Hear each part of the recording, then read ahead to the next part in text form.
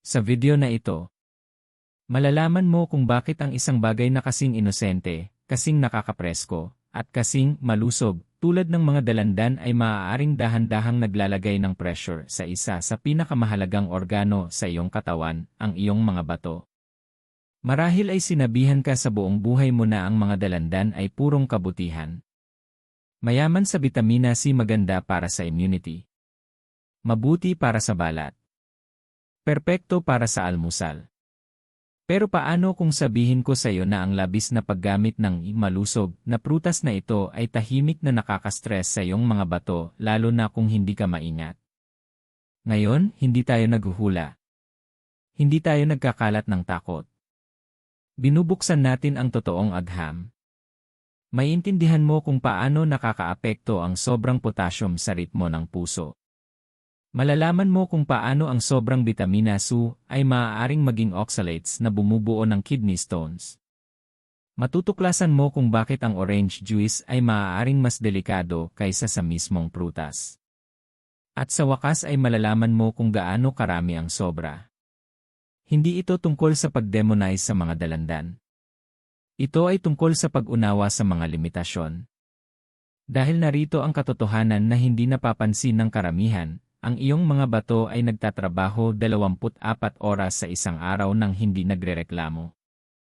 Sinasala nila ang iyong dugo. Tinatanggal nila ang basura. Binabalanse nila ang mga mineral tulad ng potassium. Nireregula nila ang likido. Pinoprotektahan nila ang puso. At ginagawa nila ang lahat ng ito ng tahimik. Hindi mo nararamdaman silang nagtatrabaho. Hindi mo naririnig ang kanilang paghihirap. Hanggang isang araw ang pinsala ay malayo na. Alam mo ba na maaari mong mawala hanggang 70% ng function ng bato bago ka makaramdam ng seryosong sintomas? Kung ito ay nakagulat sa iyo, mag-drop ng maya sa mga komento. Ngayon isipin ito. Ilan ang dalandan na kinakain mo sa isang araw? 1, 2, 3. O umiinom ka ba ng orange juice bawat umaga na naniniwala kang pinapalakas mo ang iyong katawan? Paano kung ang araw-araw na gawin na yon ay dahan-dahang nagpapataas ng iyong potassium levels? Paano kung ito ay nagpapataas ng oxalate load?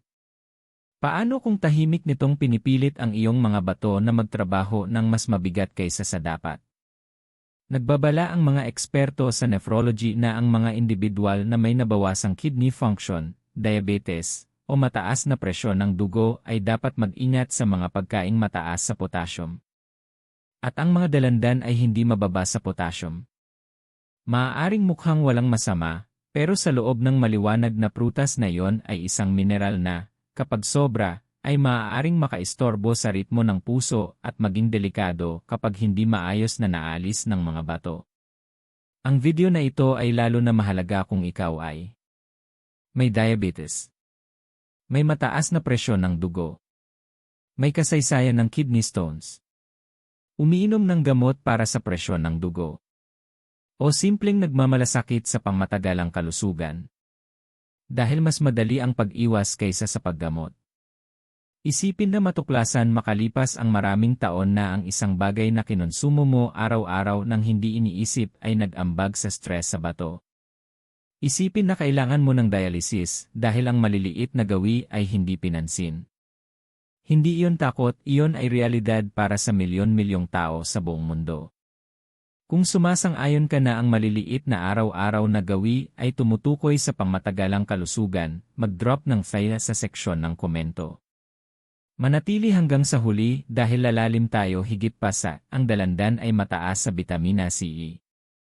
Maiintindihan mo ang papel ng potassium. Maiintindihan mo ang oxalates. Maiintindihan mo ang acid balance. At malalaman mo ang ligtas na limit para sa malusog na matatanda kumpara sa mga nanganganib. Walang pagmamalabis. Walang matamis na pananalita. Mga katotohanang maaaring protektahan ang iyong kinabukasan. Kung handa ka nang marinig ang katotohanan tungkol sa kung paano ang sobrang dalandan ay maaaring mag-stress sa iyong mga bato, ay type ang ready sa mga komento. Ngayon, pumunta tayo diretso sa punto. Ang iyong mga bato ay hindi lamang mga organo na gumagawa ng ihi. Isa ito sa pinakamalaking maling akala ng mga tao. Sila ay mga life-sustaining filter, tumpak na regulator, at tahimik na tagapangalaga na nagtatrabaho bawat segundo upang panatilihin kang buhay. Ang bawat bato ay kasing laki ng iyong kamao, ngunit sa loob ng bawat isa ay humigit kumulang 1,000,000 maliliit na unit ng pagsasala na tinatawag na nephrons. Ang mga nephrons na ito ay patuloy na nagsasala ng iyong dugo. Araw-araw, ang iyong mga bato ay nagsasala ng humigit kumulang 150 hanggang 180 litro ng dugo upang alisin ang basura, sobrang mineral, mga toxin, at labis na likido. Ang natitira ay nagiging ihi. Ang nananatili sa iyong dugo ay maingat na binabalanse. Ngayon isipin mo iyon sandali. Bawat lagok ng iniinom mo. Bawat prutas na kinakain mo. Bawat suplemento na nilulunok mo. Kailangang iproseso ito ng iyong mga bato. Nireregula nila ang potassium. Nireregula nila ang sodium. Kinokontrol nila ang antas ng calcium at phosphorus. Binabalance nila ang acid at alkaline levels ng iyong katawan. Tinutulungan nila ang regulasyon ng presyon ng dugo sa pamamagitan ng hormone system na tinatawag na renin-angiotensin system. Ina-activate nila ang bitamina upang manatiling malakas ang iyong mga buto. Tinutulungan din nila ang produksyon ng erythropoietin, isang hormone na nagsasabi sa iyong katawan na gumawa ng mga red blood cells. Kung humihina ang iyong mga bato, maaaring tumaas ang iyong presyon ng dugo. Maaaring humina ang iyong mga buto. Maaaring maapektuhan ang iyong puso. Maaaring maging acidic ang iyong dugo. Maaaring maipon ang mga toxin. Ito ay hindi maliit na bagay. Ipinahayag ni R. Barry Brenner, isang respetadong nephrologist mula sa Harvard Medical School, na ang function ng bato ay mahigpit na konektado sa kaligtasan ng cardiovascular system. Sa simpleng salita, kapag nahihirapan ang iyong mga bato, unti-unti ring naapektuhan ang iyong puso. Narito ang isang bagay na dapat tumimo, ang sakit sa bato ay kadalasang tinatawag na silent disease o tahimik na sakit. Maaari mong mawala hanggang 80 o kahit 70% ng function ng bato bago lumitaw ang malinaw na sintomas. Kung nakagulat ito sa iyo, mag-drop ng waya sa mga komento. Bakit ito tahimik? Dahil ang natitirang nephrons ay nagtatrabaho ng sobra upang makabawi. Lumalaki sila. Sobrang nagsasala. Pinipilit nila ng mas mabigat upang punan ang nawalang unit. At habang ang ganitong kompensasyon ay nagpapanatili sa pakiramdam mong normal, pinapataas din nito ang pangmatagalang stress. Isipin mo na hihilingin mo sa ilang manggagawa na gawin ang trabaho ng buong team. Sa simula kaya nila. Ngunit sa paglipas ng panahon, napapagod sila. Ngayon iugnay ito sa dieta. Kapag kumokonsumo ka ng mataas na halaga ng potassium, kailangang ilabas ng iyong mga bato ang sobrang ito. Kapag kumokonsumo ka ng labis na bitamina C, kailangang iproseso at alisin ang mga byproduct. Kapag kumokonsumo ka ng sobra sa asukal, kailangang hawakan ng iyong mga bato ang metabolic waste. Bawat sobrang dami ay nagiging dagdag na trabaho. Para sa isang malusog na tao na may malalakas na bato, kaya ang moderation. Ngunit kung ang kidney function ay nabawasan, kahit bahagya lamang, ang dagdag na trabahong ito ay maaaring maging delikado. Ayon sa National Kidney Foundation, apektado ng chronic kidney disease ang milyon-milyong tao sa buong mundo, at marami sa kanila ay hindi alam na mayroon sila nito. Ang maagang pinsala sa bato ay hindi nagdudulot ng sakit. Hindi ito sumisigaw para sa pansin. Ito ay bumubulong. Ilan sa mga maagang babala ay maaaring kasama ang pagkapagod, bahagyang pamamaga sa bukong-bukong, pagbabago sa pag-ihi, o banayad na muscle cramps. Ngunit kadalasan, hindi pinapansin ng mga tao ang mga senyales na ito. Tanungin mo ang sarili mo ng tapat, nasuri mo na ba ang function ng iyong mga bato? Nakapagpa-blood test ka na ba para sa creatinine o estimated glomerular filtration rate, na kilala bilang EGFR? Kung hindi mo pa nasusuri ang function ng iyong bato, magkomento ng time to check. Ngayon, narito kung bakit mahalaga ito para sa ating paksa. Ang iyong mga bato ang pangunahing regulator ng potassium balance sa iyong katawan. Mahalagang mineral ang potassium. Tinutulungan nito ang mga nerves na gumana. Tinutulungan nito ang mga muscles na mag-contract.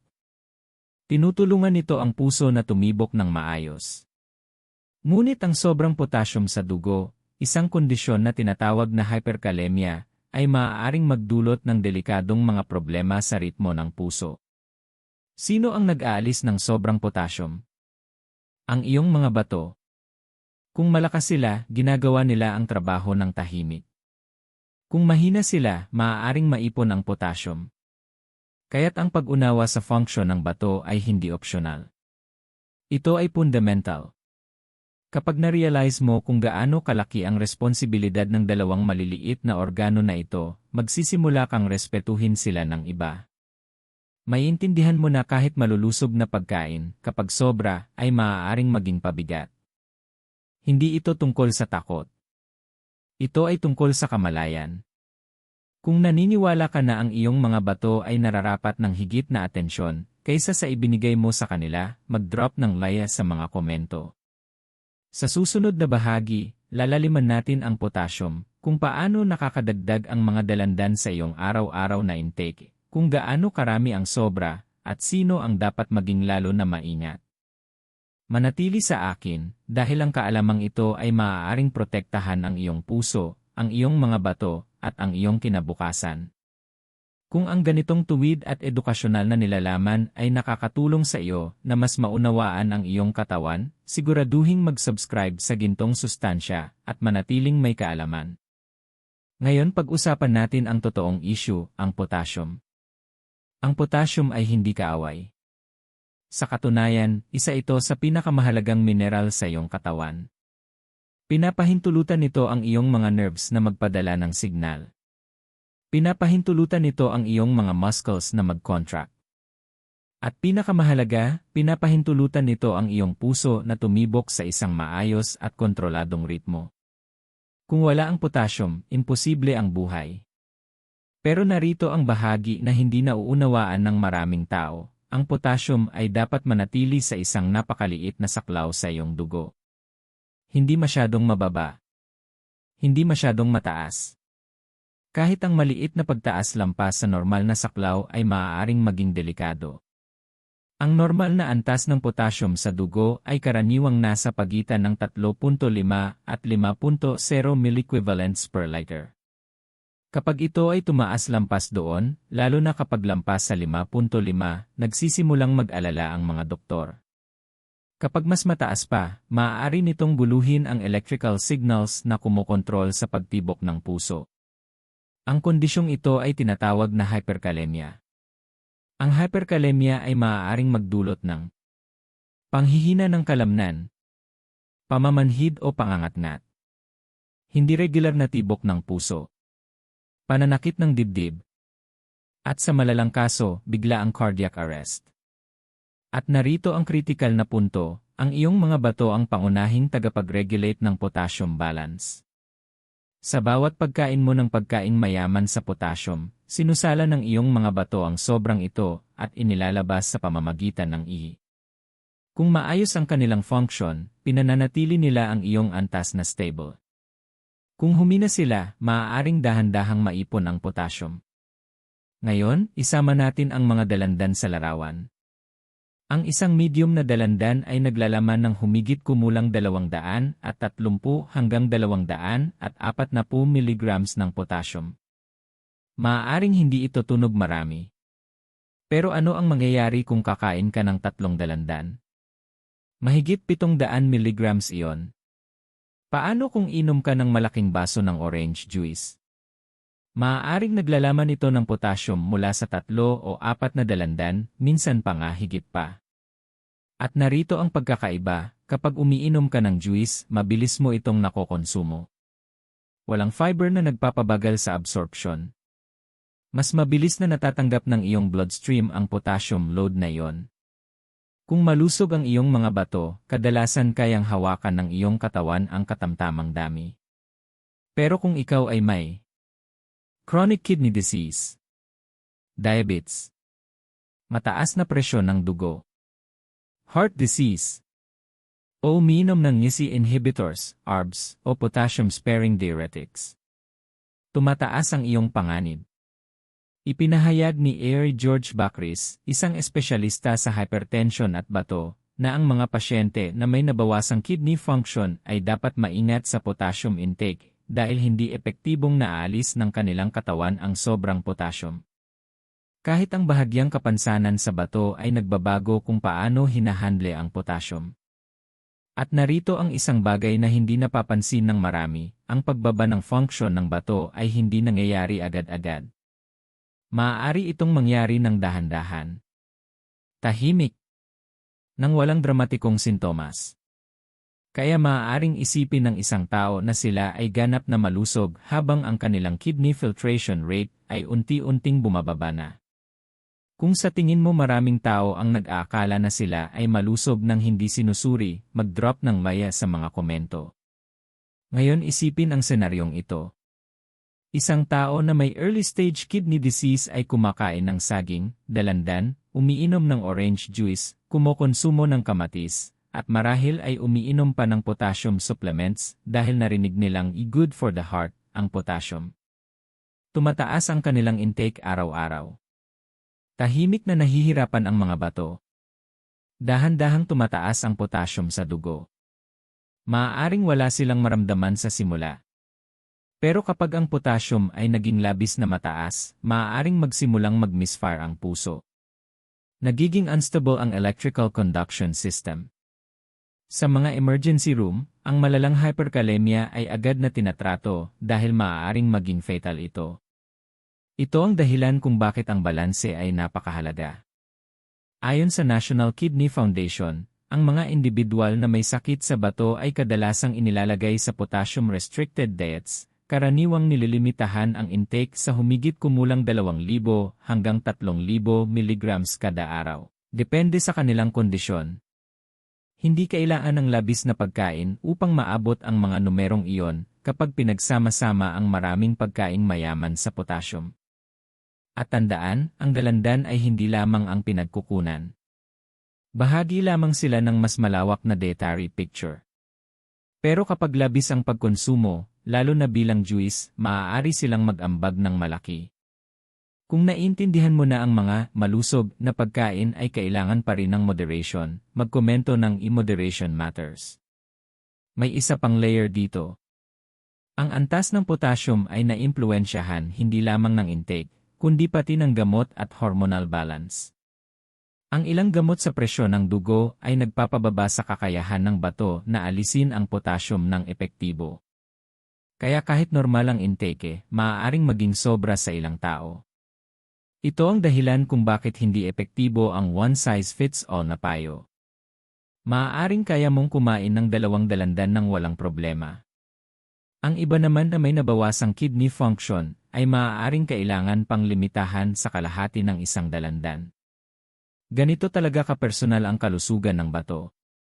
At narito ang isang makapangyarihang bagay, karamihan sa mga kaso ng delikadong mataas na potassium ay maaaring maiwasan sa pamamagitan ng kamalayan at monitoring.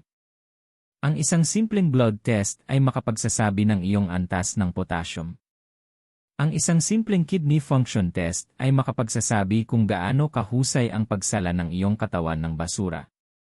Ang pag-iwas ay hindi dramatiko. Ito ay sinadya. Kung naniniwala ka na mahalagang malaman ang iyong mga numero, mag-drop ng maya sa mga komento. Ang takeaway dito ay hindi takot. Ito ay respeto. Respeto sa balanse na pinapanatili ng iyong katawan bawat segundo.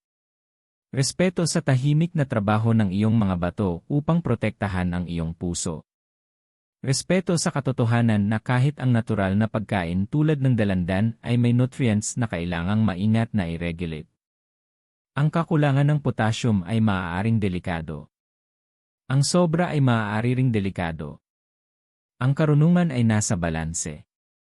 Sa susunod na bahagi, lalaliman natin ang isang bagay na maraming tao ang kinakain araw-araw nang hindi iniisip, ang orange juice, at kung bakit maaari nitong dagdagan ang stress sa iyong mga bato at metabolismo, higit pa sa mismong prutas. Manatili sa akin. Dito lalabas ang mas nakapupukaw na kaalaman. Ngayon, talakayin natin ito ng diretsyo. Ang orange juice ay hindi pareho sa pagkain ng buong dalandan. Maraming tao ang naniniwala na gumagawa sila ng isang malusog na gawi tuwing umaga sa pamamagitan ng pag-inom ng isang malaking baso ng orange juice. Nakakapresko ito. Likas ang lasa. Nakasulat sa label na 100% juice.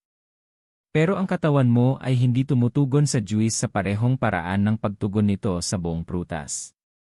Kapag kumakain ka ng buong dalandan, kinakagat mo ito. Nakakain ka ng fiber.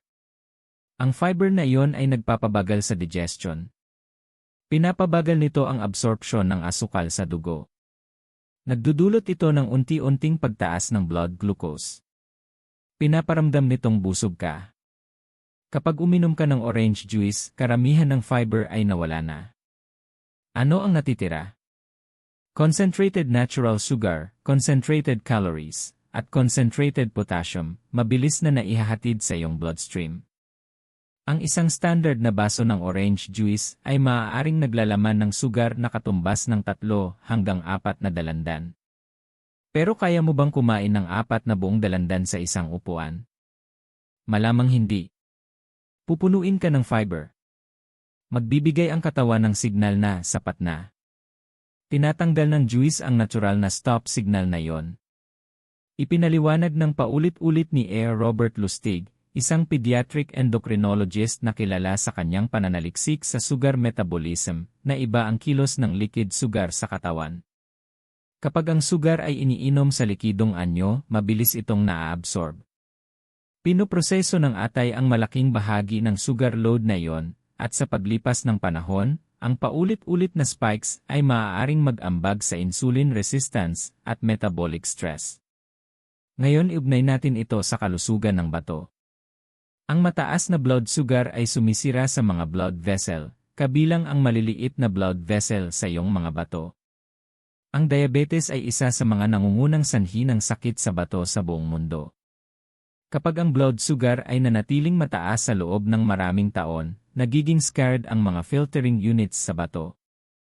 Ang kondisyong ito ay tinatawag na diabetic nephropathy.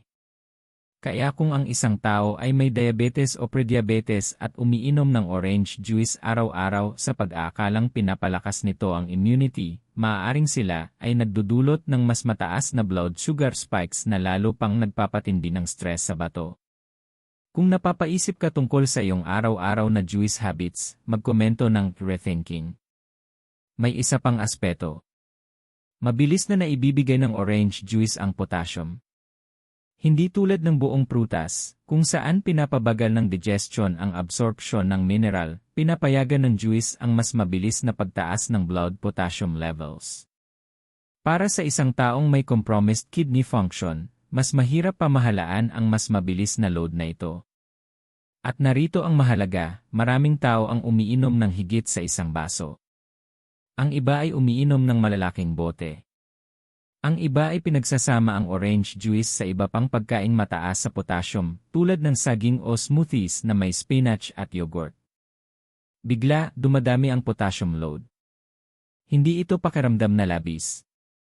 Para itong malusog. Pero ang kalusugan ay hindi lamang tungkol sa pagiging natural ng isang bagay. Ito ay tungkol sa kung paano ito pinoproseso ng iyong katawan. Pag-usapan din natin ang portion distortion. Ang mga baso na ginagamit ng mga tao ngayon ay madalas na mas malaki kaysa sa standard na 4-ounce serving na itinuturing na portion ng juice. Maraming baso ang may 12 hanggang 16 na ounces, iyon ay 3 hanggang 4 na servings sa isang upuan. Pipiliin mo ba ng sadyang kumain ng 4 na dalandan sa isang upuan? Malamang hindi. Pero ang pag-inom ng juice ay parang walang hirap. Dito nagiging kapangyarihan ang kamalayan. Walang chewing process ang juice, at ang pagnguya ay may papel sa satiety hormones. Kapag kinakagat mo ang buong prutas, mas epektibong nare-record ng utak na busog ka. Sa juice, maaari kang kumonsumo ng malaking calories nang hindi busog, na nagdudulot ng mas mataas na kabuuang intake sa araw.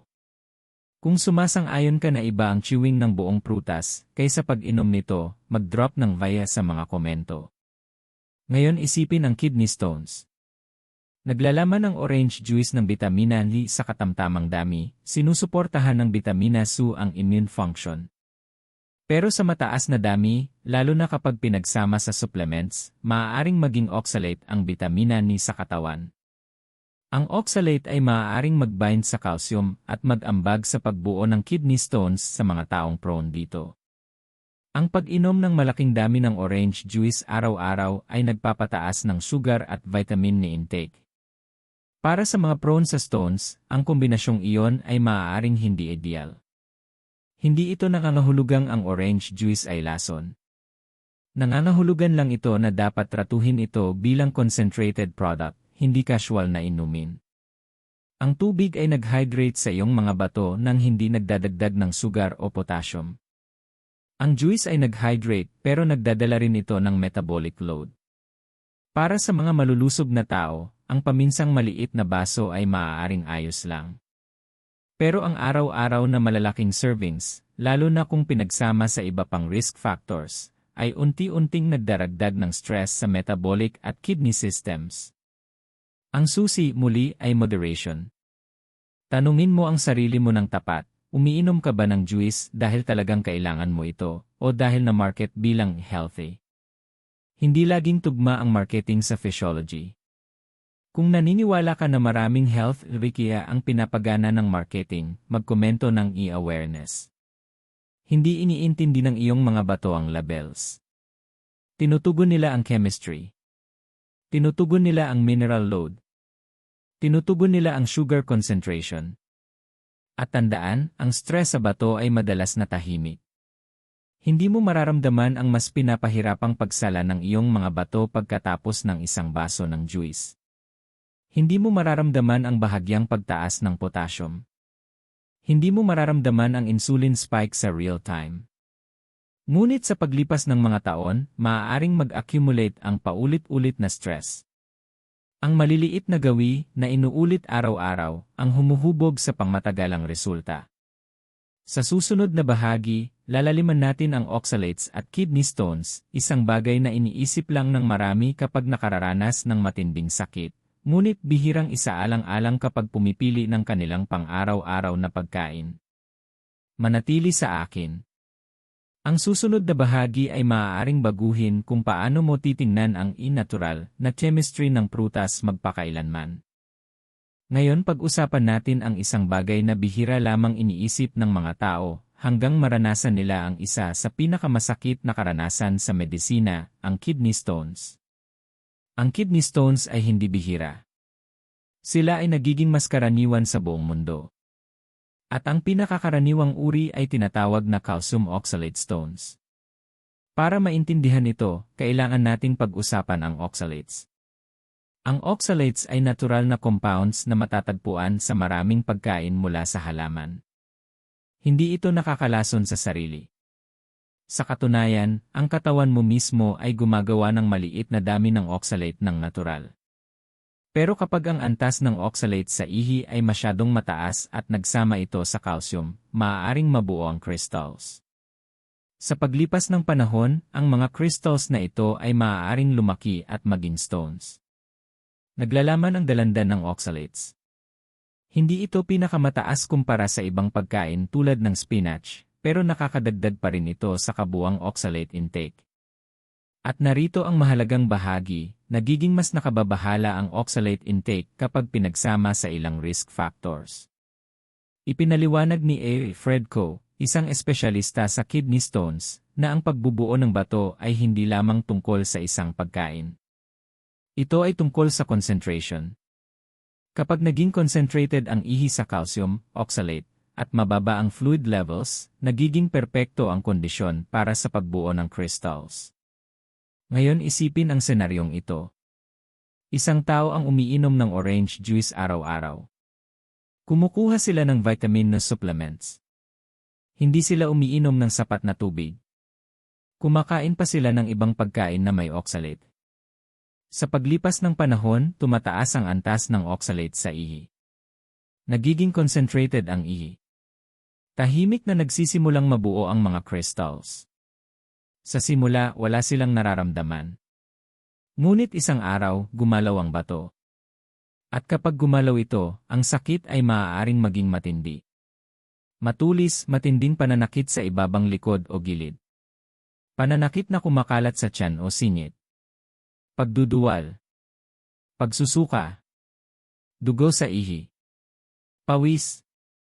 Hindi mapakali. Ilan sa mga pasyente ang naglalarawan na ang sakit ng kidney stone ay mas masakit pa kaysa sa childbirth. Kung naranasan mo na ang sakit ng kidney stone o kilala mo ang isang tao na nakaranas, mag-drop ng like sa mga komento. Ngayon narito ang isang bagay na maraming tao ang hindi napapansin, ang vitamin NU ay maaaring maging oxalate sa loob ng katawan. Ibig sabihin, ang mataas na dose ng vitamin NU supplements na pinagsama sa citrus intake ay maaaring magpataas ng produksyon ng oxalate. Ipinapakita ng mga pag-aaral na ang mataas na vitamin NU intake ay maaaring magpataas ng urinary oxalate levels, lalo na sa mga lalaki. Kaya kapag iniisip ng isang tao na pinapalakas ang immunity sa pamamagitan ng araw-araw na kombinasyon ng oranges at supplements, maaari nilang hindi sinasadyang pataasin ang panganib ng kidney stones kung sila ay predisposed. Pero linawin natin, hindi lahat ng kumakain ng dalandan ay magkakaroon ng kidney stones. Depende ang panganib sa hydration, genetics, kabuang dieta, calcium balance, at kalusugan ng bato. Mahalaga ang hydration. Kapag umiinom ka ng sapat na tubig, nagiging dilute ang ihi. Ang diluted urine ay nagpapababa ng concentration ng calcium at oxalate, na nagpapababa ng posibilidad ng pagbuo ng crystals. Kung sumasang-ayon ka na undervalued ang tubig sa pagpigil ng problema sa bato, magkomento ng dehydration. May isa pang emosyonal na katotohanan dito. Kadalasang tinatamaan ng kidney stones ang mga taong naniniwala na sila ay kumakain ng malusog. Kumakain sila ng prutas, gulay, supplements, pero walang balance. Hindi nila naiintindihan kung paano nakikipag-interact ang mga compounds na ito sa loob ng katawan. Ang kalusugan ay hindi lamang tungkol sa mabuting intensyon. Ito ay tungkol sa informed decisions. Lalimanin natin ito. Kapag ang oxalate ay nagsama sa calcium sa bituka bago ma-absorb, ligtas itong nailalabas sa dumi. Pero kung mababa ang calcium intake, mas maraming oxalate ang na-absorb sa dugo at sa huli ay nailalabas ng mga bato. Pinapataas nito ang urinary oxalate concentration. Kaya irony, ang sobrang mababang calcium diets ay minsang nagdaragdag ng panganib ng kidney stones. Ito ang dahilan kung bakit ang extreme dieting ng walang gabay ng doktor ay maaaring mag-backfire. Ang mga bato ay parang chemistry laboratories. Lahat ay nakikipag-interact. Kung pagsasamahin mo ang mataas na oxalate intake, mataas na vitamin na supplementation, mababang hydration, mababang calcium balance, at posibleng nabawasang kidney function, nabubuo mo ang perpektong bagyo. At narito ang emosyonal na aspeto, maaaring bumalik ang kidney stones. Kapag nakabuo ka na ng isang bato, tumataas ang panganib na makabuo ng isa pa. Hindi lamang ito tungkol sa sakit. Maaaring hadlangan ng mga bato ang daloy ng ihi. Maaaring magdulot ng impeksyon. Ang malalang impeksyon na kaugnay ng mga obstructing stones ay maaaring maging life-threatening. Kaya kapag pinag-uusapan natin ang kontribusyon ng dalandan sa oxalate load, hindi natin sinasabi na sila lang ang sanhi. Sinasabi natin na bahagi sila ng mas malaking larawan. Kung naniniwala ka na mahalaga ang pag-unawa sa mas malaking larawan, mag-drop ng like sa mga komento. Muling nagiging tema ang moderation. Isang dalandan paminsan-minsan. Karaniwang ligtas. Sobrang juice, mataas na supplements, mababang hydration. Dito tumataas ang panganib. Ngayon tanungin mo ang sarili mo ng tapat, gaano karaming tubig ang iniinom mo araw-araw? Mas umaasa ka ba sa juice at flavored drinks kaysa sa plain water? Gustong-gusto ng iyong mga bato ang tubig. Kailangan nila ng fluid upang ma-flush ang basura ng maayos. Kung kulang ang fluid, kahit normal ang antas ng oxalate at calcium ay maaaring mag-crystallize. Tahimik ang pag-iwas. Malakas ang bato. Sa susunod na bahagi, lalaliman natin ang vitamin ni overload, kung paano ang isang bagay na pinupuri para sa immune strength ay maaaring maging nakatagong sanhi ng stress sa bato kapag sobra ang pag-inom. Manatili sa akin. Dito lalabas ang kahalagahan ng balance na higit pa sa hype. Ngayon pag-usapan natin ang vitamin ni, ang nutrisyong nagpakilala sa dalandan. Mahalaga ang vitamin no, hindi ito kayang gawin ng katawan mo ng mag-isa. Sinusuportahan nito ang iyong immune system. Tinutulungan itong gumawa ng collagen para sa iyong balat at mga kasukasuan. Kumikilos ito bilang antioxidant, pinoprotektahan ang mga cells mula sa pinsala. Tinutulungan din ito ang katawan na maabsorb ang iron. Paano nga ba nagiging problema ang isang bagay na napakabuti? Simple ang sagot, dosage at accumulation. Ang isang medium na dalandan ay naglalaman ng humigit kumulang 70 mg ng vitamin No. Ang recommended daily intake para sa karamihan ng mga adult ay nasa pagitan ng 75 at 70 mg kada araw. Ibig sabihin, isang dalandan ay maaari nang makamit ang karamihan ng iyong pang-araw-araw na pangangailangan. Ngayon pag-isipan ito ng mabuti. Kung kakain ka ng maraming dalandan, kung inom ka ng orange juice, kung uminom ka ng 500 ml o 1,000 ml na vitamin No supplement, kung kumukonsumo ka ng iba pang fortified foods, mabilis na tataas ang iyong intake lampas sa talagang kailangan ng katawan. Maraming tao ang naniniwala kung ang kaunti ay mabuti, mas marami ay mas mabuti. Pero hindi ito naangkop sa biology. Ang vitamin ni ay water-soluble, ibig sabihin, ang sobrang dami ay hindi naiimbak sa katawan tulad ng fat-soluble vitamins. Sa halip, ang sobrang dami ay inilalabas sa ihi. Mukhang walang epekto hanggang sa maunawaan mo ang susunod na nangyayari. Kapag na-metabolize ang vitamin ni, bahagi nito ay maaaring maging oxalate. Oxalate muli. Ang parehong compound na tinalakay natin kaugnay ng kidney stones. Kinilala ng Linus Pauling Institute at iba pang research bodies na ang mataas na doses ng vitamin ni ay maaaring magpataas ng urinary oxalate levels. Para sa mga taong prone sa kidney stones, lalo na ang calcium oxalate stones, mahalaga ito. Kung hindi mo alam na ang vitamin No ay maaaring maging oxalate, mag-drop ng laya sa mga komento. Ngayon lalaliman natin. Kapag tumaas ang antas ng oxalate sa ihi, maaari itong magsama sa calcium at magsimulang bumuo ng microscopic crystals.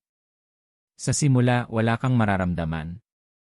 Pero sa paglipas ng panahon, ang paulit-ulit na mataas na oxalate excretion ay maaaring magpataas ng panganib ng stones, lalo na sa mga lalaki at sa mga may kasaysayan ng stones. Ilan sa mga pag-aaral ay nagpakita na ang mga lalaki na regular na kumukonsumo ng high-dose vitamin ni supplements ay may mas mataas na panganib na magkaroon ng kidney stones kumpara sa hindi. Muli, ito ay hindi takot. Ito ay chemistry. Ngunit ang sobrang vitamin No ay hindi lamang nakakaapekto sa panganib ng stones. Pinapataas din nito ang filtration workload. Tandaan, kailangang salain at alisin ng iyong mga bato ang sobrang nutrients. Kapag palagi ang mataas ang intake, palaging pinoproseso ng iyong mga bato ang surplus na dami na hindi naman talaga kailangan ng katawan. Isipin mo na lang na palaging binubuhos ang sobrang tubig sa isang sistema na isang tasa lang ang kailangan. Kaya nitong hawakan ito ng pansamantala. Pero ang paulit-ulit na sobrang dami ay nagpapataas ng strain. Kung naniniwala ka na ang katawan mo ay nararapat lang sa kung ano ang kailangan nito, hindi sobra, magkomento ng balance. Ngayon pag-usapan natin ang immunity. Maraming tao ang umiinom ng mataas na doses ng vitamin ni para maiwasan ang sipon.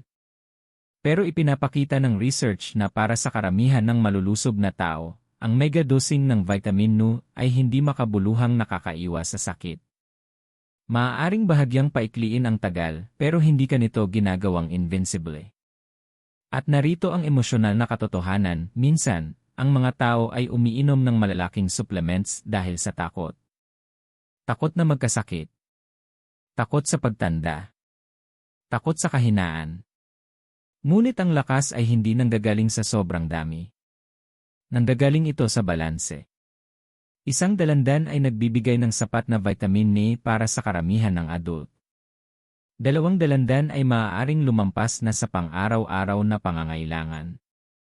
Idagdag ang juice at supplements at lampas ka na sa pangangailangan. Ngayon isama ito sa compromised kidney function. Kung nabawasan ang kidney filtration, maaaring hindi maalis ng katawan ang oxalate ng epektibo. Maaaring maipon ang oxalate. Tumataas ang urinary concentration. Tumataas ang panganib ng stones. Sa mga taong may chronic kidney disease, kadalasang minomonitor ng mga doktor ang vitamin intake ng maingat. Ang labis na supplementation ay hindi basta-basta inirekomenda. Binibigyang diin ni Air Joel Topf, isang nephrologist, na mas mahalaga ang dietary balance kaysa sa high-dose supplementation para sa kalusugan ng bato. Ang whole foods sa katamtamang dami ay karaniwang mas ligtas kaysa sa concentrated nutrient overload. At narito ang isa pang detalyeng madalas nakakaligtaan, pinapataas ng vitamin A ang iron absorption. Para sa mga may kondisyon na nagdudulot ng iron overload, maaaring mas komplikado ang sitwasyon kapag sobra ang vitamin A intake. Ito ang dahilan kung bakit critical ang personalization sa nutrisyon. Hindi lahat ay kailangan ng high-dose supplements. Hindi lahat ay nakikinabang sa sobrang citrus intake. Hindi lahat ay parehong nagpoproseso ng nutrients. Kung sumasang-ayon ka na ang health advice ay dapat individualized, mag-drop ng laya sa mga komento. Pabalikin natin sa pangunahing punto. Ang iyong mga bato ay nagsasala ng dugo bawat minuto ng iyong buhay. Hindi sila nagrereklamo. Hindi nila ipinapaalam kapag sila ay overworked. Patuloy lang silang gumagana hanggang sa hindi na nila kaya. Ang sobrang vitamin No ay maaaring mukhang harmless dahil isang vitamin lang. Pero kapag naging oxalate ito, kapag pinapataas ang urinary load, kapag nadagdagan ang kabuang metabolic burden, nagiging bahagi ito ng mas malaking ekwasyon. Ang katamtamang intake ay sumusuporta sa kalusugan. Ang palaging sobra ay nagpapahirap sa mga sistema. At tandaan, nakadepende ang iyong immune system sa kabuang lifestyle. Tulog, stress management, balanced diet, hydration, ehersisyo. Hindi lamang sa isang nutrient.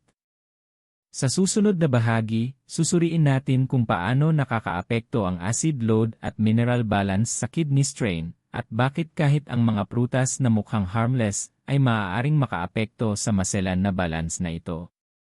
Manatili sa akin. Habang lalalim tayo, mas malinaw na ang tunay na kalusugan ay hindi tungkol sa extremis, ito ay tungkol sa pagrespeto sa limitasyon. Ngayon pag-usapan natin ang isang bagay na bihira iniisip ng karamihan, acid load at mineral balance. Ang iyong katawan ay gumagana sa isang napakatinding range. Kailangang manatiling bahagyang alkaline ang iyong dugo, nasa paligid ng 7.35 hanggang 7.45. Kapag ito ay naging masyadong acidic o masyadong alkaline, maaaring magkaroon ng seryosong problema. At hulaan mo kung sino ang may malaking papel sa pagpapanatili ng balanse na iyon. Ang iyong mga bato. Araw-araw, nagpo-produce ang iyong metabolismo ng acids. Kapag nagdidigest ka ng proteins, kapag gumagawa ng enerhiya ang iyong mga cells, nabubuo ang acid byproducts. Nililinis ng iyong baga ang carbon dioxide na acidic. Pero ang iyong mga bato ang nag-aalis ng non-volatile acids, yung mga hindi kayang i-handle ng baga. Ginagawa nila ito sa pamamagitan ng pag-excrete ng hydrogen ions at pag-reabsorb ng bicarbonate, na kumikilos bilang buffer para i-neutralize ang acid. Ang prosesong ito ay tuloy-tuloy. Tahimik. Tumpak. Ngayon, saan pumapasok ang dalandan dito? Ang dalandan ay acidic sa lasa, pero interestingly, pagkatapos ng digestion, itinuturing itong alkalizing food dahil sa mineral content nito. Mukhang harmless at maging beneficial pa nga. Pero ang issue ay hindi tungkol sa isang dalandan lang. Ito ay tungkol sa labis na konsumo kapag pinagsama sa kahinaan ng bato. Sa malulusob na individual, madaling nag-a-adjust ang mga bato sa variations ng dietary acid load. Pero sa mga taong may nabawasang kidney function, humihina ang kakayahang panatilihin ang acid-base balance. Kapag nahihirapan ang bato, maaaring maipon ang acid sa katawan. Ang kondisyon na ito ay tinatawag na metabolic acidosis.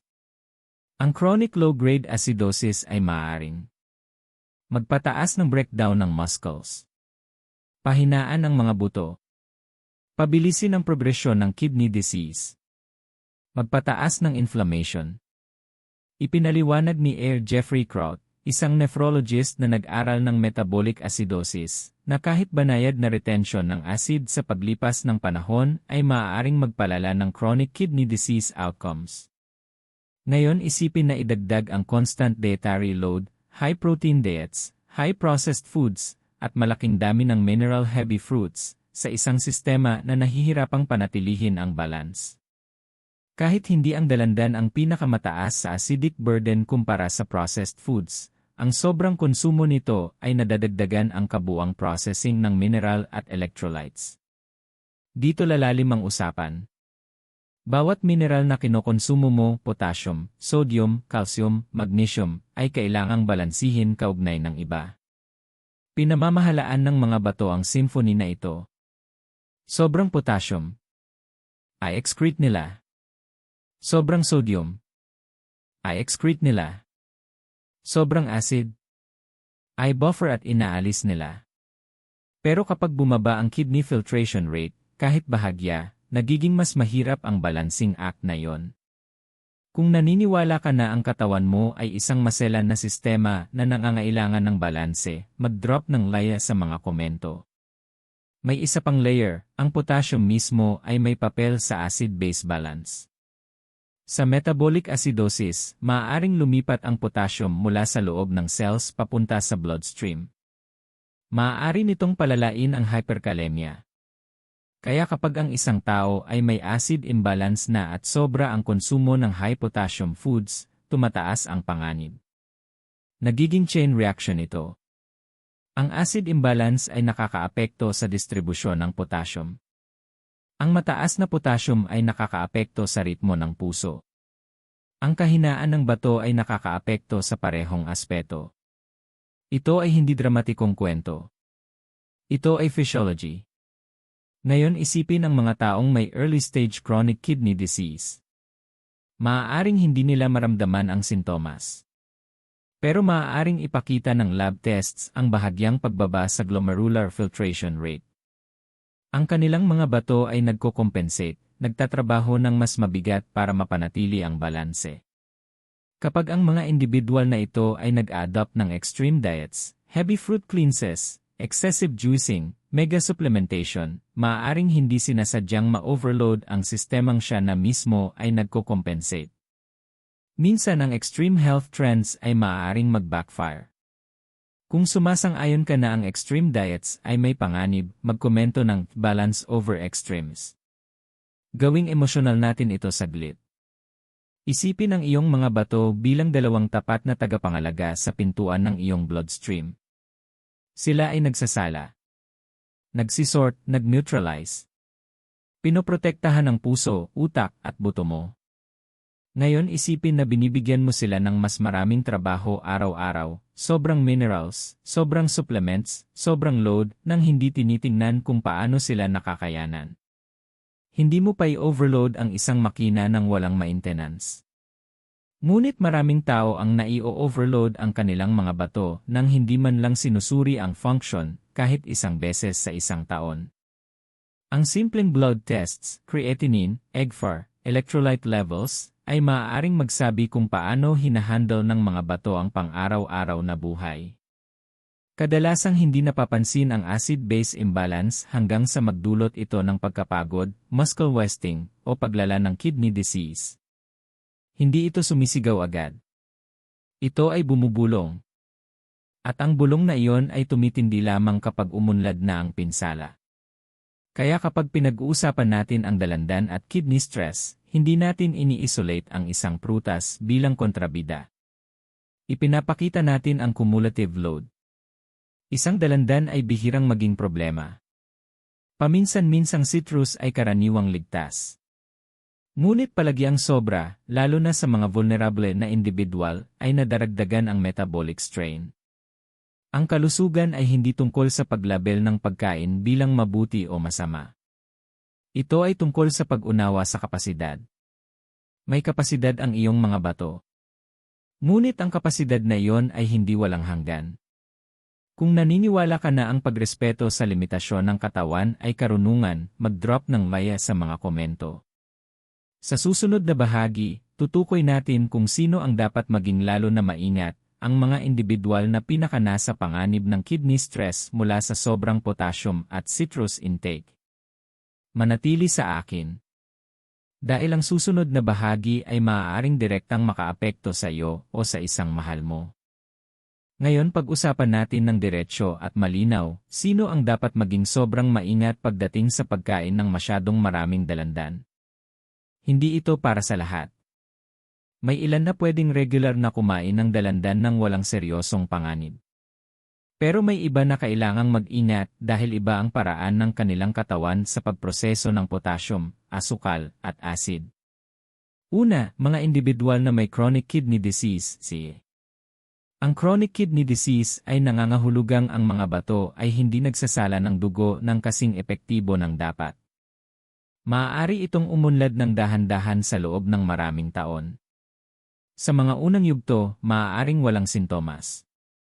Pero ipinapakita ng lab tests ang pagbaba ng glomerular filtration rate o pagtaas ng creatinine levels. Kapag bumaba ang kidney filtration, humihina ang regulasyon ng potassium. Kahit katamtamang konsumo ng potassium-rich foods, ay maaaring magdulot ng mataas na antas ng potassium sa dugo. Madalas ilagay ng mga doktor ang CLE patients sa potassium-controlled diets para dito. Kung ang isang taong may CLE ay kumokonsumo ng maraming dalandan o orange juice araw-araw nang hindi tin-test ang labs, tumataas ang panganib ng hyperkalemia at maaaring makaapekto ito sa ritmo ng puso. Kung naniniwala ka na ang mga may sakit sa bato ay dapat mag-ingat sa dieta, mag-drop ng maya sa mga komento. Pangalawa, mga individual na may diabetes. Ang diabetes ay isa sa mga nangungunang sanhi ng kidney failure sa buong mundo. Ang mataas na blood sugar ay nasisira ang maliliit na daluyan ng dugo sa bato sa paglipas ng panahon. Ang pinsalang ito ay nagpapababa ng filtration efficiency. Bago pa man magkaroon ng kidney failure, maaaring nahihirapan ang diabetic kidneys na maayos na i-regulate ang electrolytes. Kapag pinagsama ito sa mataas na sugar intake mula sa juice at mataas na potassium intake mula sa citrus, tumataas ang metabolic burden. At narito ang emosyonal na katotohanan, maraming diabetics ang umiinom ng fruit juice dahil iniisip nilang mas healthy ito kaysa soda. Pero ang liquid fruit sugar ay tumataas pa rin ng blood glucose. Ang paulit-ulit na spikes ay nagpapabilis ng kidney damage. Kung sa tingin mo ay kailangan ng malinaw na impormasyon tungkol sa fruit juice ang mga diabetics, magkomento ng e-awareness. Pangatlo, mga individual na may high blood pressure. Ang hypertension ay unti-unting nasisira ang mga blood vessels sa bato. Sa katunayan, ang high blood pressure ay parehong sanhi at resulta ng kidney disease. Ang nasirang bato ay nagpapalala ng blood pressure, na nagiging vicious cycle. Maraming may hypertension ang umiinom ng gamot tulad ng ACE inhibitors o ARBs. Pinoprotektahan ng mga gamot na ito ang kidney function sa long term, pero maaari rin itong pataasin ang potassium levels sa dugo. Ngayon isipin ang isang tao na umiinom ng ganitong gamot at sobra ang konsumo ng high potassium foods. Tumataas ang panganib ng hyperkalemia. Ito ang dahilan kung bakit madalas minomonitor ng mga doktor ang potassium levels sa mga pasyenteng umiinom ng blood pressure medications. Pang-apat, mga may kasaysayan ng kidney stones. Kung nakabuo ka na ng calcium oxalate stone dati, tumataas ang panganib na maulit. Ang mataas na vitamin D intake, dehydration, at mataas na oxalate consumption ay pawang nakakatulong sa stone formation. Maaaring hindi nagdudulot ng stones ang dalandan mag-isa, pero kapag sobra ang konsumo at may supplements at mababang hydration, nadaragdagan ang panganib.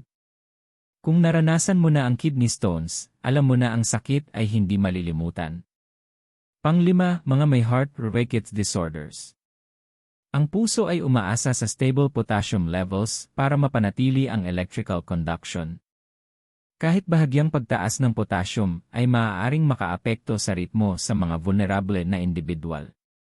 Ang mga may arrhythmias o heart disease ay dapat maging maingat sa kahit anumang bagay na nakakaapekto sa potassium balance. Ngayon may isa pang aspeto na madalas nakakaligtaan, edad. Habang tumatanda, natural na humihina ng bahagya ang kidney function kahit sa malulusog na tao. Maaaring hindi bumaba sa antas ng sakit, pero maaaring bumaba ang filtration efficiency sa paglipas ng panahon. Ang isang mas matandang adult na kumukonsumo ng maraming high potassium foods araw-araw nang hindi tin-test ang labs ay maaaring hindi sinasadyang pinapahirapan ang mga bato na mas mababa ang efficiency kaysa 20 taon na ang nakalipas. Kung naniniwala ka na ang edad ay nakakaapekto sa kung paano pinoproseso ng katawan ang nutrients, mag-drop ng laya sa mga komento. May isa pang grupo, mga taong nagsi-self-prescribe ng supplements. May ilan na umiinom ng potassium supplements, vitamin D tablets, electrolyte powders, at umiinom ng fruit juices araw-araw, iniisip na mas maraming nutrients katumbas equals mas malusog. Pero ang sobra ay hindi lakas. Ang sobra ng walang monitoring ay panganib. Huminto tayo saglit. Hindi ito tungkol sa takot. Ito ay tungkol sa awareness. Ito ay tungkol sa pag-alam kung anong kategorya ka. Maging tapat sa sarili. Alam ko ba ang numbers ng kidney function ko? Alam ko ba ang potassium level ko? May diabetes o high blood pressure ba ako? Umiinom ba ako ng gamot na nakakaapekto sa potassium? Kung ang sagot sa alinman sa mga tanong na ito, nagiging critical ang moderation. Tinataya ng Centers for Disease Control and Prevention na milyon-milyong adults ang may kidney disease nang hindi alam. Ang maagang pinsala sa bato ay hindi masakit. Hindi ito sumisigaw. Ito ay dahan-dahang umuunlad. Kaya't ang payo na kumain ka lang ng maraming prutas ay hindi pantay-pantay para sa lahat. Dapat personalized ang nutrisyon. Kung sumasang-ayon ka na ang one-size-fits-all advice ay delikado, magkomento ng T-personalized. Gawing emosyonal natin saglit. Binabago ng kidney failure ang buhay. Dialysis 3 beses sa isang linggo. Limitasyon sa fluid. Mahigpit na dieta. Pagkapagod. Pagbisita sa ospital. Panganib sa pananalapi. At kadalasan, nagsisimula ito sa taon ng unmanaged blood pressure, uncontrolled diabetes, o silent kidney damage. Mahalaga ang maliliit na pang-araw-araw na gawi. Hindi masama ang dalandan. Pero malakas itong pinagmumula ng potassium at vitamin E. At ang malalakas na nutrients ay nangangailangan ng responsable na konsumo. Kung ang impormasyong ito ay nagpapaisip sa iyo na maging mas maingat sa araw-araw na pagkain, mag-drop ng laya sa mga komento. Sa susunod na bahagi, tatalakayin natin ang praktikal, gaano karami ang sobra na. Ano ang itinuturing na ligtas para sa malulusog na individual, at ano ang limitasyon para sa mga nasa panganib. Manatili sa akin. Paparating na ang kalinawan. Ngayon sagutin natin ang tanong na iniisip ng lahat, gaano karami ang sobra? Napag-usapan na natin ang potassium. Napag-usapan na rin natin ang vitamin D, napag-usapan na rin natin ang oxalates at kidney stress. Pero ano ang ibig sabihin nito sa praktikal, pang-araw-araw na konteksto? Ay breakdown natin ng malinaw. Para sa malusog na adult na may normal na kidney function, isang medium na dalandan kada araw ay karaniwang ligtas. Nagbibigay ito ng humigit kumulang 230 hanggang 240 mg ng potassium at 70 mg ng vitamin No, halos natutugunan na nito ang pang-araw-araw na pangangailangan mo sa vitamin E. 200 paminsan-minsan. Karaniwan pa rin para sa karamihan ng malulusog na individual. Pero dito nagsisimulang magbago ang sitwasyon. Kung kumakain ka ng 2 o 3 dalandan araw-araw, umiinom ng orange juice, at maaaring kumokonsumo rin ng iba pang high potassium foods tulad ng bananas, avocados, tomatoes, spinach, yogurt, at patatas, mabilis na tumataas ang total potassium intake mo. Ang average na inirekomendang potassium intake para sa malulusob na adult ay humigit kumulang 2,600 hanggang 3,400 mg kada araw, depende sa edad at kasarian. Marami ito pakinggan, pero kapag pinagsama ang maraming potassium-rich foods sa isang araw, maaari mo nang maabot o malampasan ang bilang na yon nang hindi namamalayan. Ngayon narito ang kritikal na kaibahan, ang malulusob na bato ay kadalasang nakaka-adjust. Pero ang compromised na bato ay hindi. Para sa mga may chronic kidney disease, CA, kadalasang limitado ang potassium intake sa humigit kumulang 2,000 hanggang 3,000 mg kada araw, minsan mas mababa pa depende sa resulta ng lab tests. Kasama sa limitasyong iyon ang lahat ng pinagmumulan ng potassium, hindi lang dalandan. Kung isang dalandan ay nagbibigay ng humigit kumulang 240 mg, 3 dalandan ay aabot sa halos 700 mg. Idagdag ang isang baso ng orange juice, at maaaring lumampas ka na sa 1,000 mg mula sa citrus lang. Ito ay halos kalahati ng restricted potassium allowance para sa ilang pasyenteng may sakit sa bato.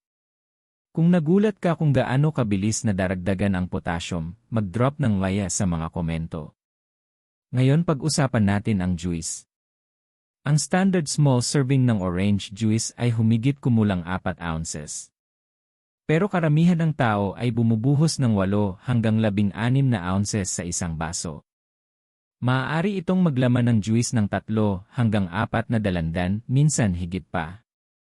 Ibig sabihin, isang malaking baso lang ay maaaring magdala ng 500 hanggang 800 mg ng potassium, kasama na ang malaking asukal, sa loob lang ng ilang minuto.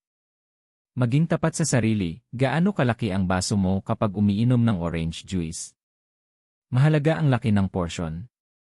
Ngayon pag-usapan natin ang vitamin E. Ang inirekomendang daily intake para sa vitamin E ay humigit kumulang 75 hanggang 70 mg. Ang upper tolerable limit para sa adults ay itinakda sa 2,000 mg kada araw. Pero ang limitasyong ito ay hindi ibig sabihin na ideal.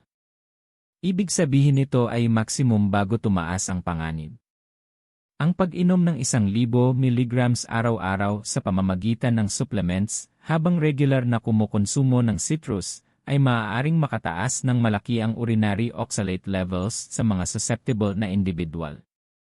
Kaya ano ang ibig sabihin ng too much? Hindi lang ito tungkol sa isang araw. Ito ay tungkol sa pattern. Ang isang araw ng sobrang dalandan ay malamang na hindi makakasama sa malulusob na bato. Pero araw-araw na sobrang konsumo sa loob ng buwan o taon, lalo na sa mga vulnerable na individual, ay nagpapataas ng cumulative stress. Kung naniniwala ka na ang pang-araw-araw na gawi ay humuhubog sa pangmatagalang kalusugan, magkomento ng Daily Habits Matter. Ngayon, i-personalize natin ito. Kung ikaw ay malusob, maayos ang hydration, hindi umiinom ng gamot na nakakaapekto sa potassium, normal ang kidney labs, kadalasan, moderate citrus intake ay ligtas.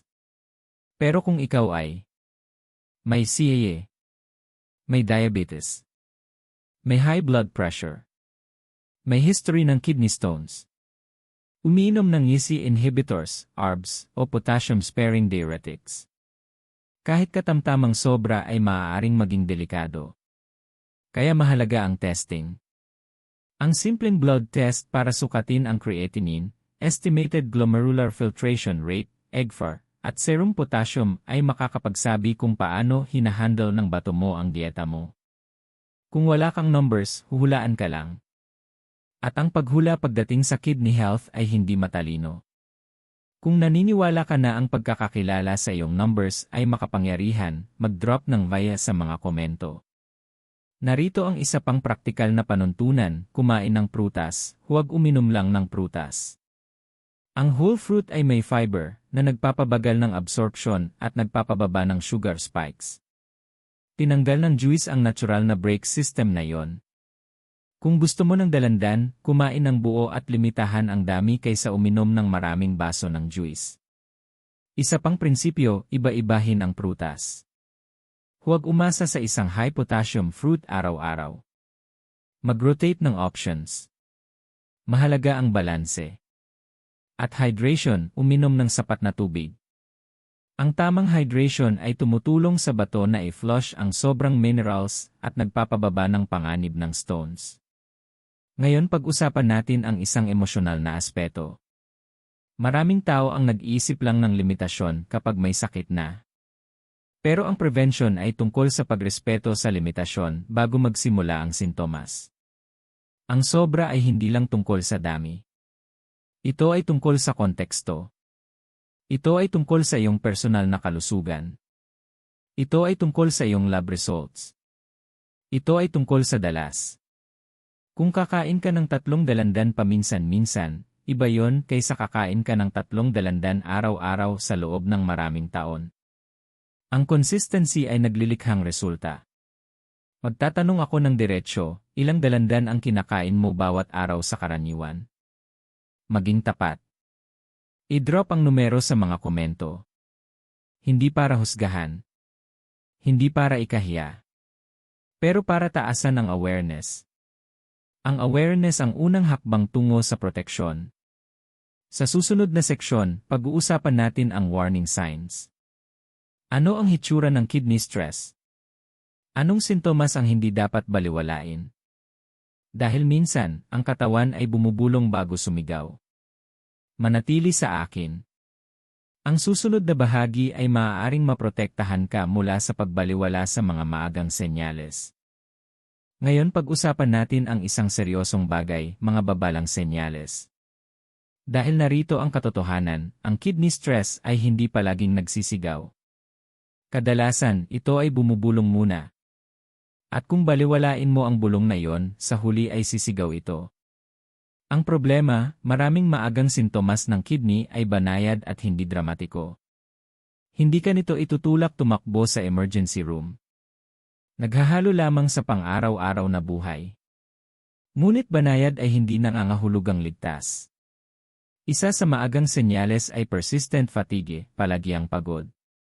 Kapag ang bato ay hindi epektibong nag-filter ng waste, maaaring magsimulang mag-accumulate ang toxins sa dugo. Ang build-up na ito ay maaaring magdulot ng labis na pagod, panghihina, o mental fog. Maaaring isisi mo ito sa stress o kakulangan sa tulog. Ngunit minsan, ang problema ay nasa internal filtration mismo. Isa pang babalang senyales ay pamamaga, lalo na sa paa, bukong-bukong, kamay, o paligid ng mata. Ang bato ang nagre-regulate ng fluid balance. Kapag nahihirapan ang mga ito, maaaring manatili ang sobrang likido sa katawan. Nagdudulot ito ng edema, pamamaga dahil sa fluid retention. Mas masikip ang sapatos. Mas malalim ang marka ng medyas. Mas mahirap tanggalin ang singsing. Kung napansin mo na ang hindi maipaliwanag na pamamaga, mag-drop ng layas sa mga komento. Mahalaga rin ang pagbabago sa pag-ihi. Bigyang pansin ang foamy o bubbly urine. Dugo sa ihi. Madilim o kulay sa naihi. Mas madalas na pag-ihi sa gabi. Bawas na urine output. Ang foamy urine ay maaaring senyales ng protein leakage. Ang malulusob na bato ay pumipigil sa malaking dami ng protina na pumasok sa ihi. Kapag nasira ang filtering units, maaaring makalabas ang protina. Ang dugo sa ihi ay hindi dapat baliwalain. Maaaring senyales ito ng stones, infection, o kidney damage. Ang paggising ng maraming beses sa gabi para umihi ay maaaring senyales na nagbabago ang kidney function. Ngayon, ay connect natin ito sa potassium. Kapag ang potassium levels ay masyadong mataas, isang kondisyon na tinatawag na hyperkalemia, maaaring lumitaw ang sintomas tulad ng panghihina ng kalamnan, pamamanhid o tingling, palpitations, irregular heartbeat, Ngunit ang hyperkalemia ay delikado dahil minsan walang sintomas hanggang sa maapektuhan na ang ritmo ng puso. Kaya mahalaga ang routine blood testing. Kung naniniwala ka na ang silent conditions ay pinakadelikado, mag-comment ng silent but serious. Maaaring lumitaw din ang muscle cramps kapag nabaliktad ang electrolyte balance. Kailangan magtulungan ng potassium, sodium, calcium, at magnesium para sa tamang contraction ng kalamnan. Kapag nag-shift ang balance, tumataas ang cramps at spasms. Maaaring makaramdam ng shortness of breath kung ang fluid ay nag-accumulate sa baga dahil sa severe kidney dysfunction.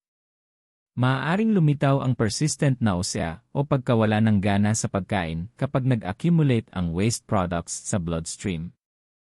Madaling baliwalain ang mga sintomas na ito ng paisa-isa. Pagod? Siguro stress. Pamamaga? Siguro matagal na nakatayo. Cramps? Siguro dehydration. Pero kapag maraming banayad na sintomas ang lumitaw ng sabay-sabay, maaaring humihingi na ng pansin ang katawan mo. Pahinga tayo sandali. Gaano kadalas natin pinapakinggan ang katawan natin? Maraming tao ang naghihintay ng matinding sakit bago kumilos. Ngunit ang kidney disease ay bihirang magsimula sa sakit. Ito ay dahan-dahang umuunlad. Ayon sa mga medical experts, sa oras na lumitaw ang obvious na sintomas sa chronic kidney disease, maaaring malaki na ang pinsala. Kaya napakalakas ng early detection. Isang simpleng blood test para sa creatinine. Estimated glomerular filtration rate, EGFR. Urine test para sa protein. Potassium level measurement. Ang mga simpleng checks na ito ay maaaring magbunyag ng malalaking katotohanan. Kung nangangako kang bigyang pansin ang maagang babalang senyales simula ngayon, mag-drop ng I will sa mga komento. Ngayon, ay connect natin pabalik sa dalandan at dietary load. Kung ang isang taong may undiagnosed early kidney impairment ay regular na kumukonsumo ng sobrang potassium, maaaring tahimik na nahihirapan ang bato na mapanatili ang balance. Maaaring tumaas ang potassium levels. Maaaring humina ang acid-base regulation. Maaaring mag-shift ang fluid balance. Kung walang testing, hindi nila malalaman hanggat lumitaw ang sintomas.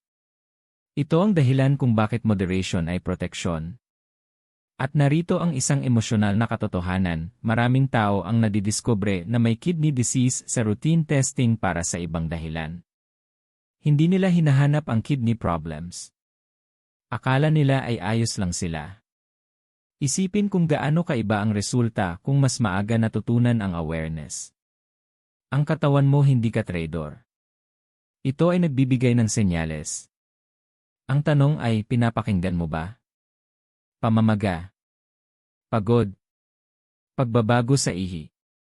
Panghihina ng kalamnan. Irregular heartbeat. Persistent nausea. Ito ay hindi maliit na abala. Ito ay mga mensahe.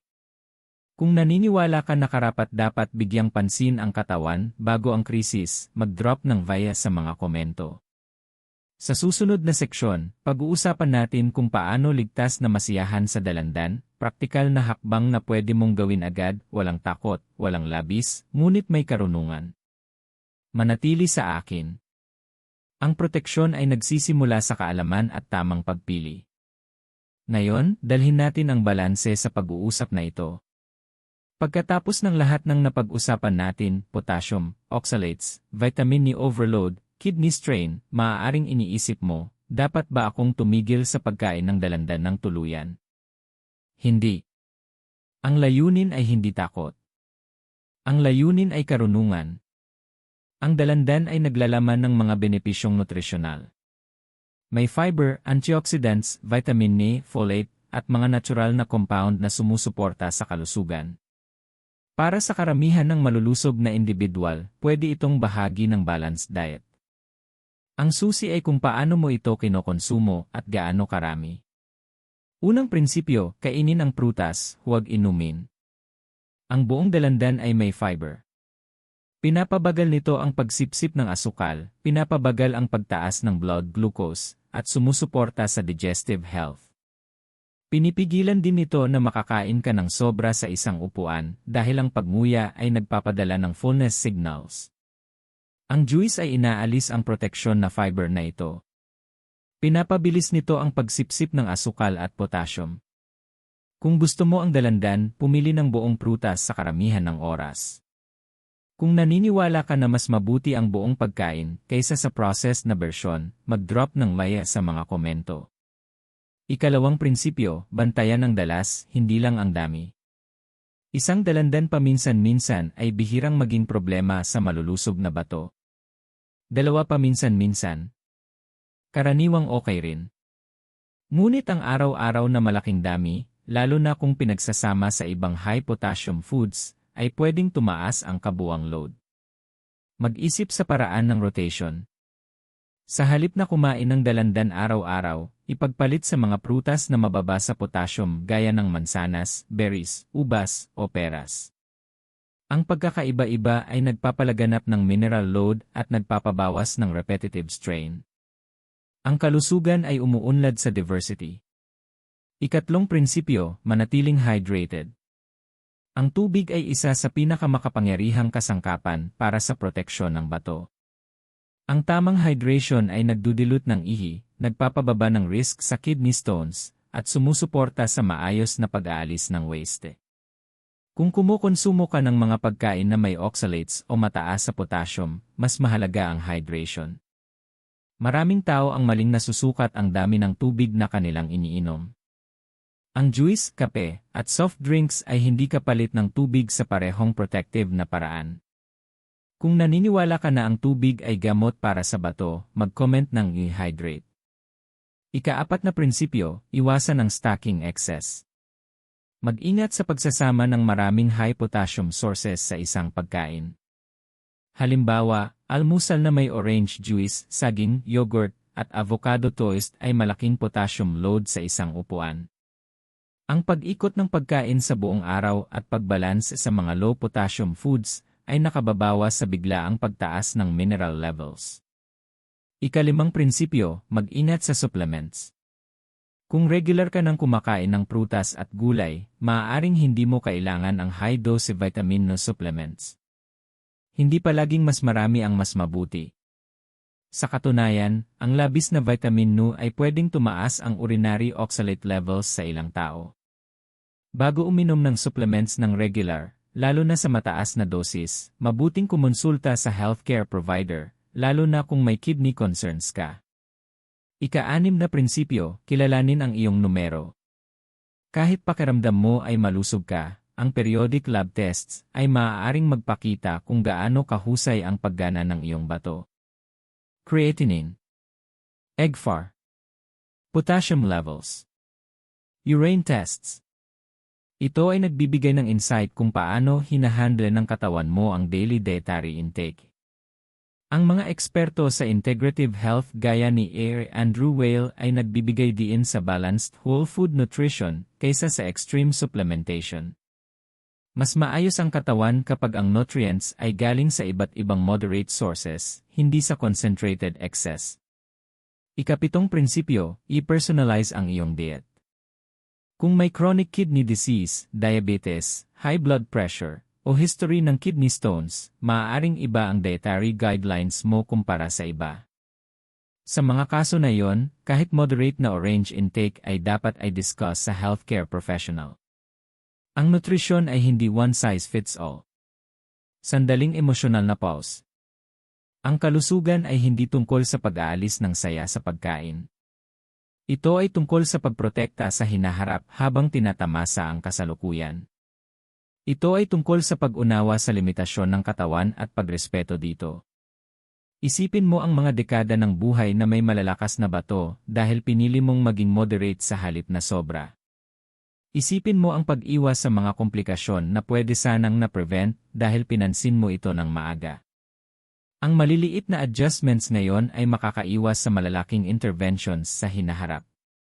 Kung naniniwala ka na prevention ay power, mag-drop ng maya sa mga komento. Ang layunin ay simple. Masiyahan sa dalandan ng moderation.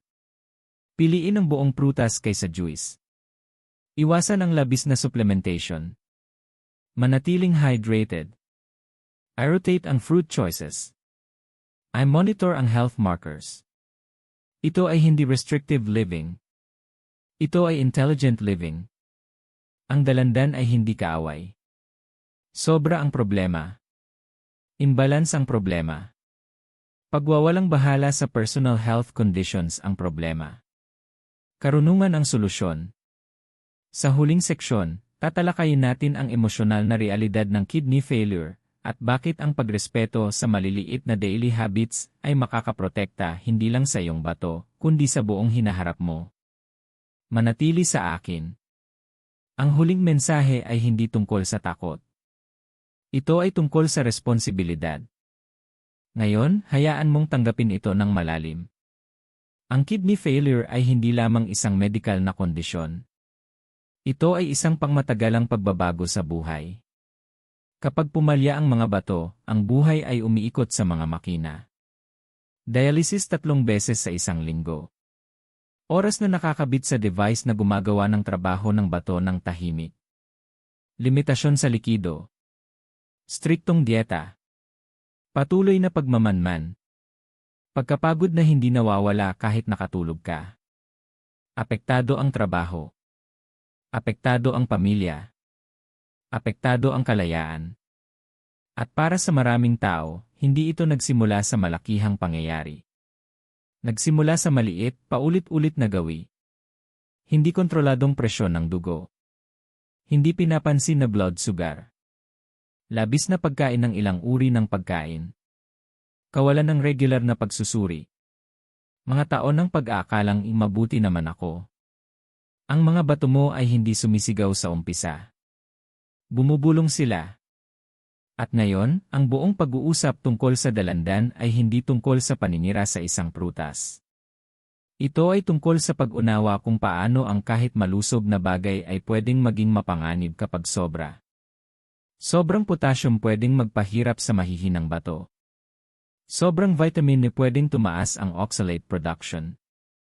Sobrang juice pwedeng magpabilis ng blood sugar spikes. Kulang sa hydration pwedeng mag-concentrate ng waste. Kawalan ng awareness pwedeng palakihin ang silent damage. Ang karaniwang thread ay hindi ang dalandan. Ang karaniwang thread ay balance. Isipin mo ito, 10 taon mula ngayon, tiningnan mo ang nakaraan at naalala mo na na-adjust mo ang iyong gawi sa tamang oras. Binawasan mo ang sobra. Pinansin mo ang iyong lab results. Pinili mo ang moderation. Pinrotektahan mo ang bato bago pa man tuluyang masira. Iyon ang tunay na kapangyarihan. Kapag umabot sa advanced stage ang kidney failure, napakahirap ng baliktarin ito. Dialysis at transplant ang tanging opsyon. Ang transplant ay hindi simpleng proseso, kailangan ng donor, lifelong medication, at tuloy-tuloy na monitoring. Pero prevention. Nagsisimula sa awareness. Nagsisimula sa pagtatanong. Alam ko ba ang kidney function numbers ko? Kontrolado ba ang blood pressure ko? Pinamamahalaan ko ba ang blood sugar ko? Tama ba ang hydration ko? Balance ba ang kinakain ko? Kung ang mensaheng ito ay tumama sa iyo, mag-drop ng via sa mga komento. Ang mga bato mo ay nagsasala ng dugo bawat minuto. Nagtatala ng balanse ng minerals. Pinoprotektahan ang heart regular. Pinapanatili ang bone strength. Sumusuporta sa paggawa ng red blood cells. Gumagana sila para sa iyo ng walang papuri. Ang pinakamabuti nating magagawa ay protektahan sila. At narito ang isang emosyonal na punto, maraming tao ang nagsisimula lamang mag-research tungkol sa kidney health pagkatapos ng diagnosis. Pagkatapos ng pamamaga. Pagkatapos ng abnormal na labs. Pagkatapos ng sakit. Ngunit narito ka bago pa man ang krisis. Mahalaga yon. Nakikinig ka bago mag-emergency. Mahalaga yon. Kung naniniwala ka na ang maliliit na gawi araw-araw ay humuhubog sa iyong pangmatagalang kapalaran, mag-comment ng small habits matter. Ito ay hindi tungkol sa takot. Ito ay tungkol sa responsibilidad. Ito ay tungkol sa paggalang sa katawan na tinitirhan mo bawat araw. Ang dalandan ay pwede maging bahagi ng malusog na buhay. Ngunit moderation ang dapat manguna. Awareness ang dapat gabay. Testing ang dapat magbigay kumpirmasyon. Bago tayo magtapos, gusto kong malaman ang isang personal na bagay, saan ka nanonood nito? Mag-drop ng iyong location sa komento. Tingnan natin kung gaano kalayo naabot ng mensaheng ito. At kung ang video na ito ay nagbukas ng iyong mata kahit kaunti, kung nagpaisip sa iyo tungkol sa mga gawi sa araw-araw, kung nagbigay ito ng kalinawan sa halip na kalituhan, manatiling konektado. Mag-subscribe sa Gintong Sustansya para sa higit pang direktang, science-based na edukasyon sa kalusugan na nagpoprotekta sa iyong hinaharap. Dahil ang iyong mga bato ay tahimik na tagapangalaga. Protektahan sila bago pa man sila kailangang sumigaw.